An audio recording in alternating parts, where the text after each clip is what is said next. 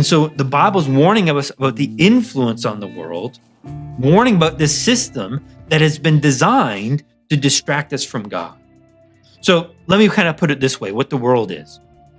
It is the thinking of this world that is in direct opposition to God's way because the world, wants to be a God to us instead. So this world system is opposed to God. It's going against God because it wants to be a God to us. All right, let's break that down. Let's start with that first part about being in direct opposition to God. What we see here is the world is constantly attacking Christianity, always looking for an opportunity to undermine Jesus Christ and his church. And that's why we shouldn't be surprised when every Easter or every Christmas comes out that suddenly you'll see, in celebration of these events, documentaries that come out that basically say that Jesus was a myth or it didn't really happen. And they're all meant to undermine that. Or anytime that there is anything negative about the church, that is broadcast far and wide. And dismissing all the positive things that is come from the church. That's never really talked about. And so we see this, it's against the church of Jesus Christ. We also see it in the sense that it will call evil good and call good evil.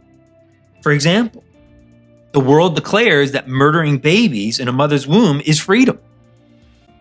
But to have an opinion, to have an idea that is opposed to that is wrong and not even allowable. So it's not even just to be, actively opposed to it, but to have an opinion opposed to that is anathema, isn't good enough. Or young children who begin to wonder that they might be another gender.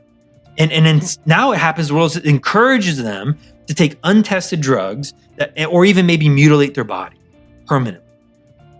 But if you even have a thought of, hey, let's slow down, let's think about that, just that alone, it's called evil and you're thrown away. You see, the world doesn't just tolerate sin, it celebrates it and wants you to celebrate it with it. You're not even allowed to think differently about it. And in part because I think the world knows that it is sin and it is wrong. And if it allows that room to think differently, then things will quickly unravel. But again, to be honest, why are we surprised? Why are we surprised that this world doesn't align with God and his value? Doesn't align with God in his way? We shouldn't be. See, Paul writing in 1 Corinthians chapter 2 and verse 12, he says, now we have received not the spirit of the world, but the spirit who is from God. So he's making this contrast that this world, this way of the world is very different than the way of God. And that we've been given the spirit of God so that we may know freely the things freely given to us by God.